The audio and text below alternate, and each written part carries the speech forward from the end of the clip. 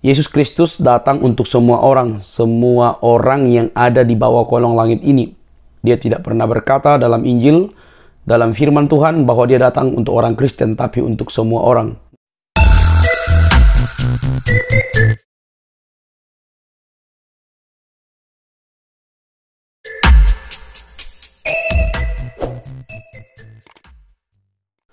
Bismillah bi walibni waruhil kudus al-ilahul wahid, demi nama Bapa, Putra dan Roh Kudus ketiganya yang esa. Shalom sahabat yang dikasihi oleh Tuhan, berjumpa kembali dengan saya di channel ini. Terima kasih telah mendukung perkembangan channel ini dengan cara subscribe, memberi like, sehingga video dari channel ini direkomendasikan oleh YouTube untuk menjangkau banyak orang.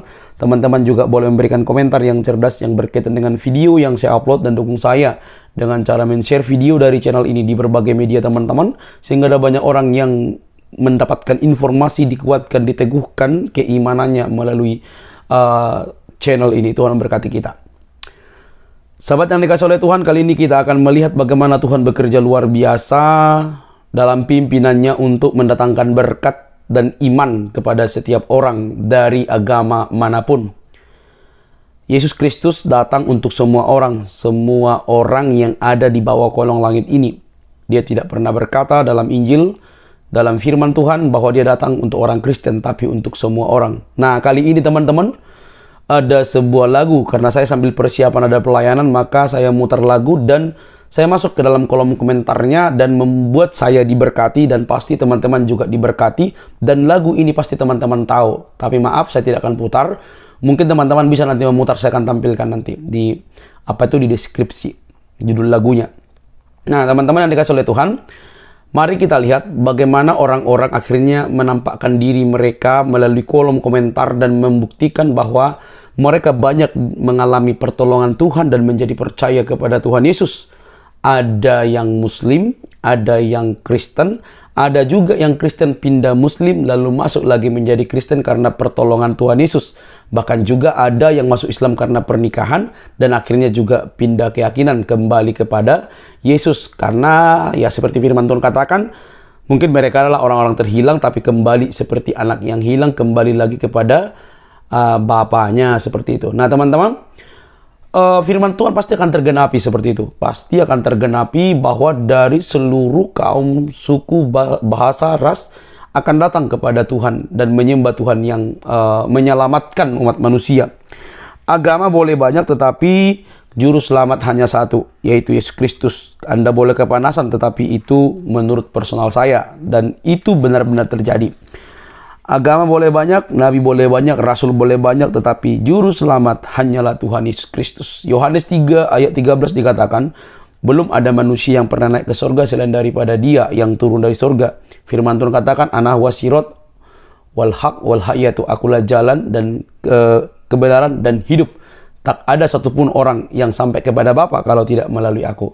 Baik teman-teman yang dikasihi oleh Tuhan, dalam video, dalam lagu itu, dan muncul komentar-komentar yang sangat menarik bahwa dikatakan di sana dari seorang Sari Puspita, dikatakan apa? Keluargaku 9 orang, ya, keluargaku 9 orang dipanggil jadi Kristen ketika ibuku mimpi bertemu Tuhan Yesus, Tuhannya orang Kristen, dalam mimpi. Jadi pasti nanti teman-teman akan ada yang menggoreng lagi, mimpi bertemu Tuhan. Perhatikan baik-baik, Tuhan Yesus itu mampu melakukan segala sesuatu. Bahkan dia bisa menghampiri, bahkan dia bisa menunjukkan diri kepada orang-orang dengan caranya sendiri. Jadi pengalaman personal seseorang itu tidak bisa dirasakan orang lain, tapi bisa bermacam-macam. Ada orang melalui mimpi, ada orang melalui kecelakaan lalu menjadi percaya kepada Tuhan Yesus, ada doanya yang dijawab, ada yang membaca firman Tuhan, ada yang mendengarkan khotbah, ada yang melihat selembar kertas berisi firman Tuhan, akhirnya mereka percaya. Dan ada sebuah pengalaman yang sangat luar biasa ketika seorang Muslim di daerah Jawa Timur, ya, dia melihat satu kertas yang dituliskan, sekalipun dosamu merah seperti kermizi, maka akan putih seperti salju. Ketika dia bergaul begitu hebat dalam dunia gelap dan dia merasa kotor sekali dan tidak berharga, maka ketika dia bertemu dengan kertas itu dan dibaca, lalu dia bawa pulang, Dan dia berkaca, ini kok ada yang dapat menghargai saya sekalipun kotornya gimana, tapi menghargai saya seperti itu. Akhirnya dia menjadi percaya Yesus dan dia bukan Kristen tapi Muslim seperti itu. Nah, jadi ketika umat Muslim yang suka menggoreng, ada orang Muslim yang bertemu dengan Rasulullah mimpi dan segala macam, itu personal mereka gitu. Caranya Tuhan buat mereka. Tetapi yang terpenting adalah bukan soal saat bertemu, tetapi saat mereka menjalani kehidupan Kristen mereka seperti apa. Disitulah dilihat buahnya. Jadi sah-sah saja. Dan saya percaya ketika dia memang benar-benar dipanggil oleh Tuhan dan memperoleh keselamatan dari Kristus, maka wajib menunjukkan buah-buah pertobatan. Maka Tuhan Yesus tidak pernah tidak pernah terlalu tertarik dengan pengakuan, oh aku Kristen seperti itu. Tapi Tuhan sudah berkata bahwa muridku itu dikenal dari buahnya. Jadi ketika ada orang pindah keyakinan ke Kristen tapi tidak mau bertumbuh, tidak mau melakukan yang baik setelah menjadi Kristen dan percaya kepada Yesus, justru dipertanyakan juga seperti itu. Jadi orang berjumpa Tuhan Yesus itu beragam, tetapi ketika dia sudah menjadi Kristen harus menunjukkan buah yang berbeda. Itu yang harus dipegang.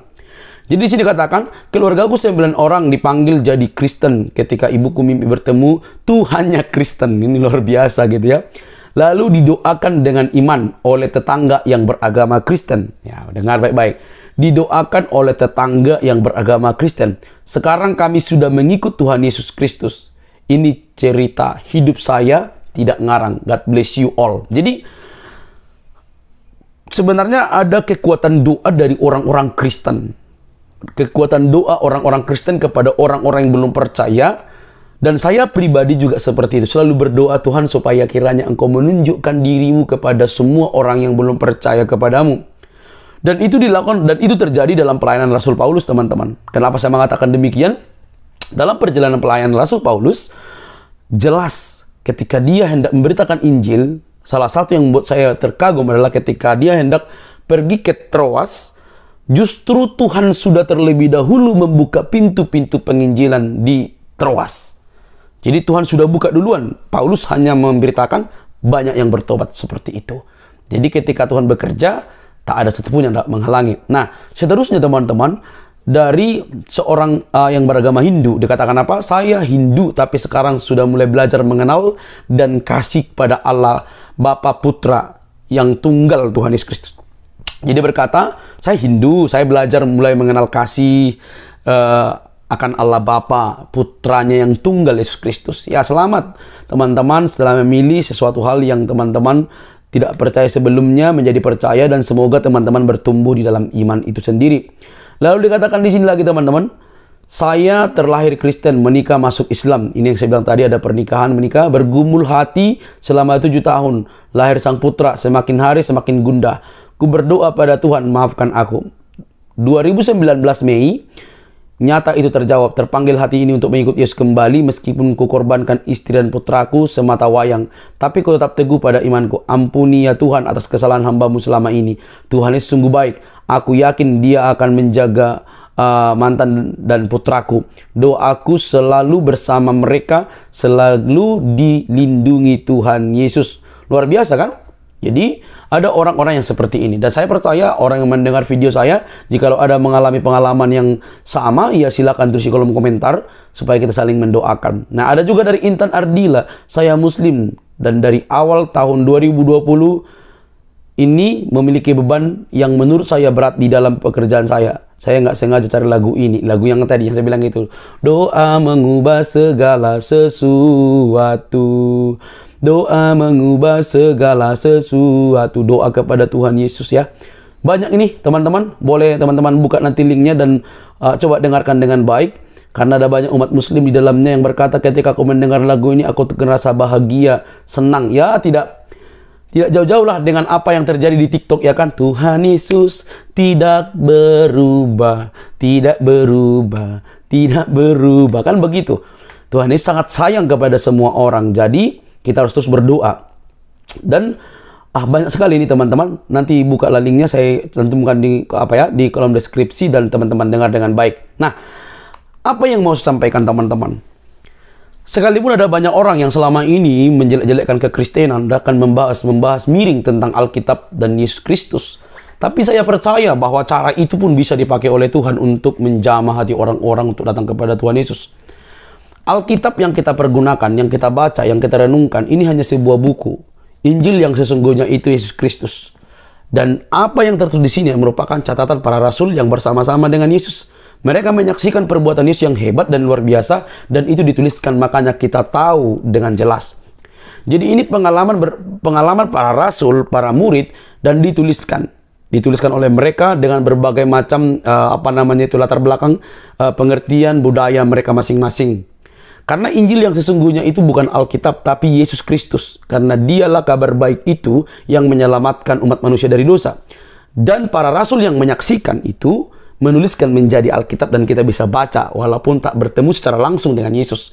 Maka firman inilah yang akan menjadi kekuatan, dan Allah Roh Kudus, pribadi ketiga Allah Tritunggal itulah yang menolong orang untuk insaf dari dosa, seperti yang didoakan oleh Tuhan Yesus, bahwa penolong itu diberi oleh Tuhan Yesus, diutus oleh Tuhan Yesus untuk mengajarkan kebenaran, mengajarkan tentang Yesus, menginsafkan orang akan dosa, dan menuntun orang kepada keselamatan.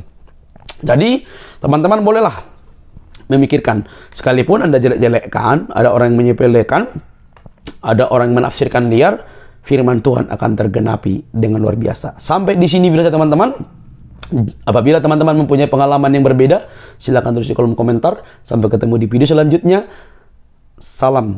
Di dalam Tuhan Yesus Kristus ada keselamatan. Yakinilah, carilah, rindukanlah Dia, karena Dia sangat mengasihimu. Bye-bye.